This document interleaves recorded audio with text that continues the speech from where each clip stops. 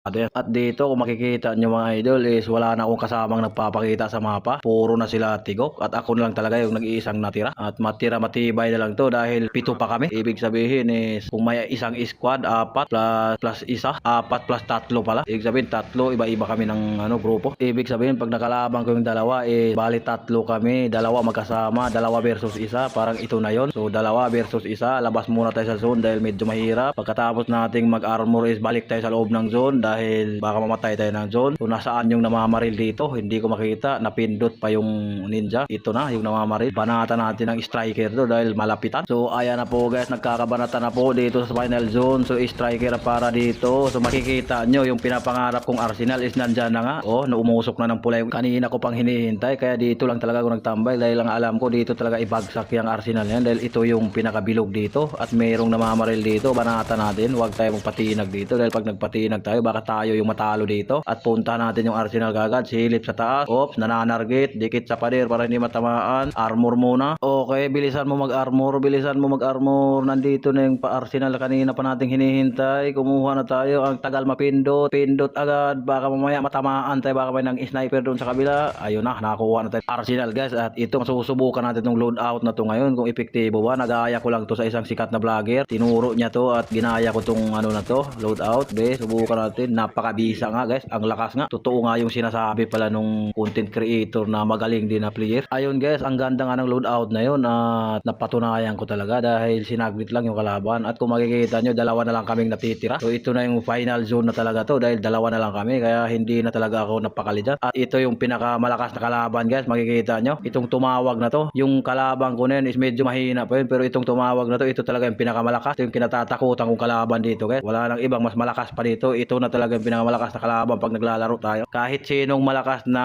players guys, kahit pinakamalakas pa sa COD maglaro, pag may ganito, may tumawag hindi talaga ubra. Kaya masasabi ko talaga ito na yung pinakamalakas na kalaban. So dito is mapapansin nyo mga idol is at ang tagal din ang kalaban lumapit dahil akala niya siguro kung magaling din ako dahil hindi ako nananatili sa pwesto at lagi akong gumagalaw. Akala niya siguro kung sobrang galing ko siguro dahil malikot ang hero pero hindi niya alam is nangangawit na yung kamay ko dyan kakalikot. At dito is cover ako dito dahil ang isip-isip ko ito kukuha sana ako ng sniper kaso nandyan na pala siya at hinagisan niya ako ng smoke kaya medyo inabangan ko siya dyan kaso ang bilis ng takbo niya kaya hindi siya tinamaan kagad at dito nag-switch ako ng baril. Ayun, hindi ko kinaya yung bilis niya. So ang galing ng ano niya, pasok doon, tumalon siya, hagis ng smoke, sabay slide, shotgun at ayun, ako yung na one tap ng shotgun. So okay, magaling pa rin yung ginawa ng kalaban na to. Thumbs up pa rin sa kalaban natin dahil mahusay, magaling din siya at maganda yung skin niya, Street Fighter. Thumbs up pa rin sa'yo idol.